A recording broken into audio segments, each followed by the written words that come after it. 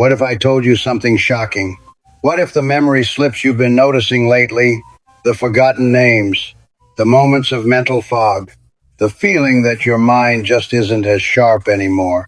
What if none of that is actually caused by age? Not genetics, not Alzheimer's, not dementia, not even a weak brain. What if the real cause is something far more dangerous?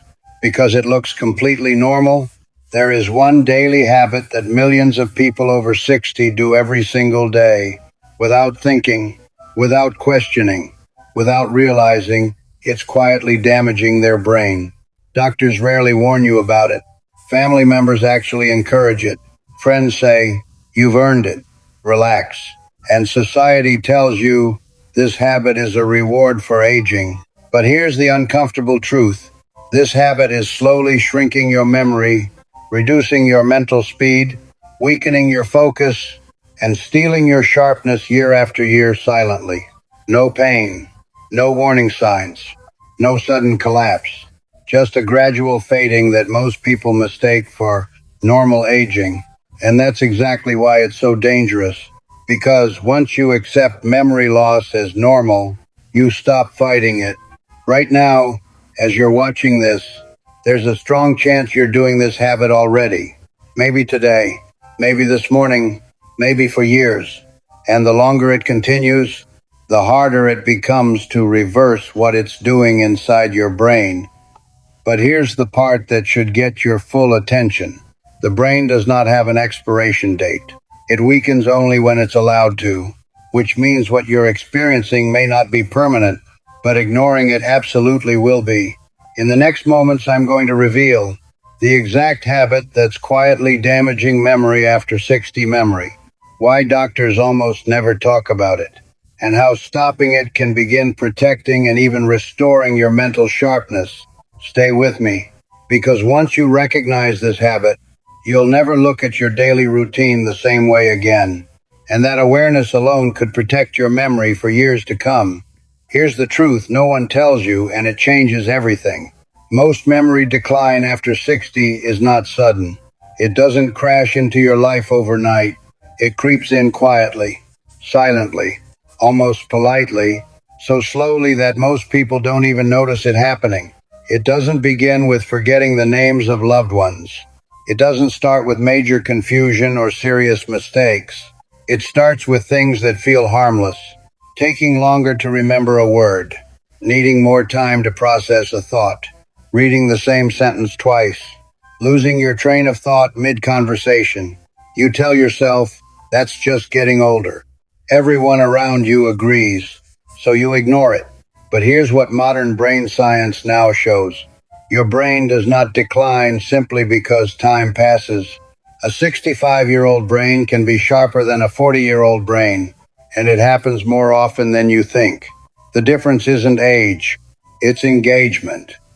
Neurologists now agree on this powerful truth. The brain weakens when it's no longer challenged. Memory loss accelerates when routines become repetitive, when curiosity fades, when mental effort disappears from daily life. Your brain is constantly adapting to how you use it. When you challenge it, it strengthens. When you ignore it, it downshifts. And the most dangerous part? This type of decline feels normal. There's no pain, no alarm, no clear warning sign, just a slow dimming that people accept without question. But here's the hopeful part most people never hear. This process is reversible. The brain remains adaptable well into your 60 seconds, 70 seconds, and beyond, which means if memory is fading, it's often not because your brain is broken. It's because something important has quietly stopped. And once you understand what that is, you can stop the decline and even push back against it. Which brings us directly to the habit most people never suspect. The habit is simple, and that's what makes it dangerous. It's called mental passivity, not laziness, not weakness, not age. Mental passivity means allowing your brain to stay on automatic mode day after day. It looks harmless, sitting for long periods, watching television for hours, scrolling endlessly. repeating the same routines every single day, avoiding anything that feels mentally uncomfortable, letting technology remember things for you, letting algorithms decide what you watch, letting habits replace thinking. No resistance, no challenge, no effort, just consumption. And here's the truth most people never hear. Your brain is not designed to stay idle. It's designed to work. The brain functions like a muscle. When you challenge it, it strengthens. When you rest it briefly, it recovers. But when you stop using it, it doesn't rest. It shrinks. Brain imaging studies show that unused mental pathways weaken over time, especially those responsible for memory, attention, and decision making. And the most dangerous part, mental passivity feels comfortable, it feels earned, it feels relaxing, it feels safe. Friends encourage it, family supports it, society rewards it. Just relax. You've worked hard enough, you deserve to take it easy. But comfort is not neutral to the brain. Comfort tells your brain you're no longer needed at full strength. So it begins powering down systems it believes you no longer require. Slowly, silently, without warning, this is why memory fades without pain. Why focus slips without alarm. Why sharpness disappears unnoticed. Mental passivity doesn't feel harmful, which is exactly why it's so deadly to memory. And unless it's interrupted, it quietly takes more every year. But the moment you recognize it, you regain control. And that's where real protection begins. Here's something most people don't realize. Doctors are not trained to protect your memory. They're trained to treat disease. Medical education focuses on identifying illness, prescribing medication, and responding to emergencies. Heart attacks, strokes, infections, advanced neurological disorders. What it does not focus on is slow, lifestyle-driven brain decline. Because mental passivity doesn't show up clearly on a scan, it doesn't trigger an emergency, and it doesn't fit neatly into a prescription pad. So when a senior says, "I feel more forgetful, I'm not as sharp as I used to be, I feel mentally slower," the response is often casual. "That's normal for your age. It happens to everyone. Nothing to worry about." That single sentence may sound comforting, but it's quietly destructive. Because the moment you accept memory decline as inevitable, you stop resisting it. Your brain is deeply influenced by belief. When you believe decline is normal, your behavior changes. You stop challenging your mind, you avoid effort, you choose comfort over stimulation, and your brain responds accordingly. It downshifts. Neurologists now understand this clearly. The brain adapts to expectation. If it expects engagement, it strengthens. If it expects inactivity, it weakens. This isn't neglect by doctors. It's a gap in the system. Medicine is designed to treat breakdowns, not prevent slow decline caused by daily habits, which means the responsibility quietly falls on you, not to reject medical care, but to understand what medicine often doesn't address. Because memory loss isn't always a disease. Sometimes it's a signal that your brain needs to be used before it's used less. And once you recognize that, you regain the power doctors never told you about. Let's simplify the science because this is important. Your brain is constantly adapting to how you use it. Not once a year, not after a diagnosis, but every single day. When your brain is challenged, it strengthens its connections. When it's ignored, those connections weaken. This is called use it or lose it neurobiology, and it's not a theory. It's how the brain survives. When mental effort disappears from daily life, several things begin to happen inside the brain. First, neural connections weaken. The pathways responsible for memory, focus, and quick thinking stop communicating efficiently. Next, blood flow decreases. The brain sends more blood to areas that are active. Less activity means less fuel. Then, new neuron formation slows down. Your brain can create new cells well into old age. but only when it's stimulated. And finally, memory centers begin to shrink. Areas responsible for recall and attention physically reduce in size when underused. This doesn't happen overnight. It happens quietly. Your brain is an energy-efficient organ. It constantly asks one question: what do I still need?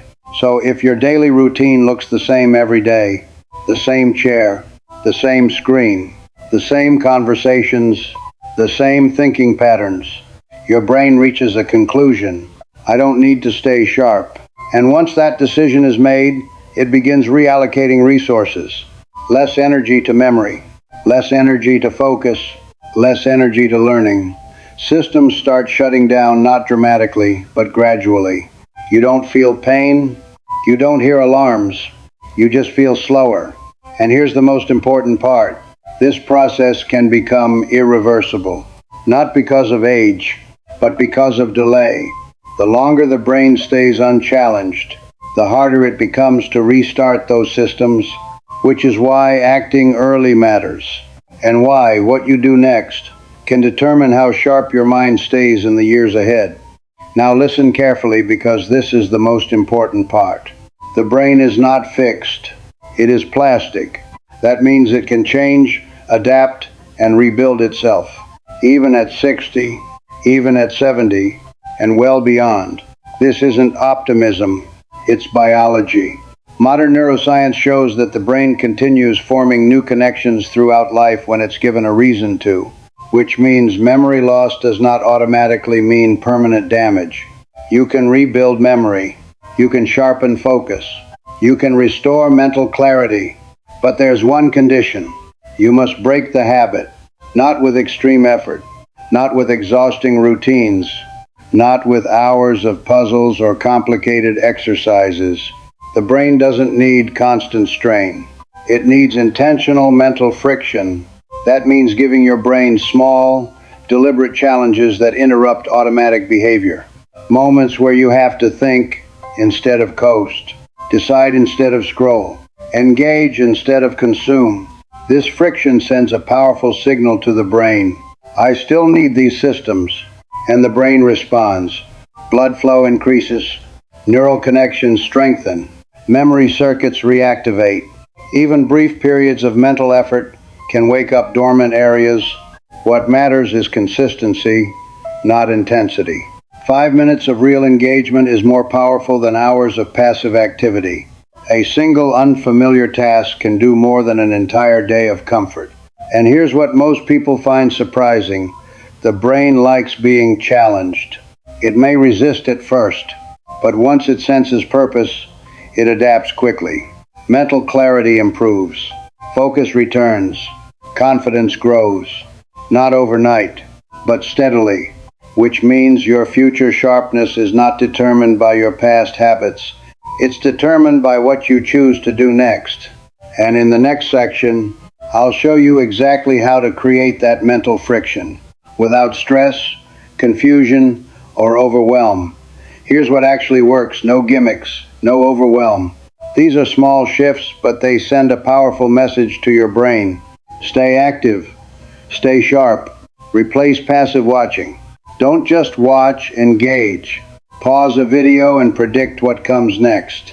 Explain what you just heard out loud, even to yourself. Your brain wakes up when it has to respond, not just receive. Change one daily routine. Take a different route. Use your non-dominant hand. Change the order of your morning tasks.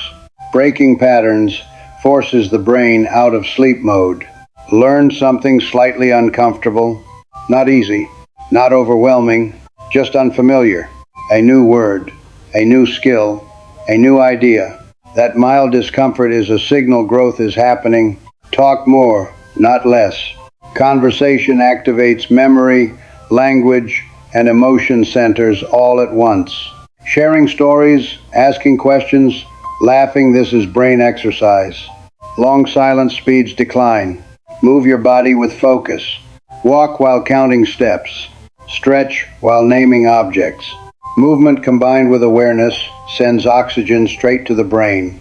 None of this requires hours, just intention. Do one or two of these daily, and you tell your brain it's still needed, and a needed brain stays sharp. Memory loss is not your destiny, but doing nothing is. Every day, you choose comfort over challenge. Your brain pays the price. The habit feels harmless, but it compounds over years, and the earlier you stop, the more you recover. If this message surprised you, it means your brain is still listening, which is a powerful sign. Break the habit. Challenge your mind. Protect your memory. Comment, "I'm protecting my brain," if you're ready to stay sharp. Subscribe for more truth doctors rarely explain. Share this with someone over 60, it could change their future. Your brain is still powerful. Don't let comfort steal it.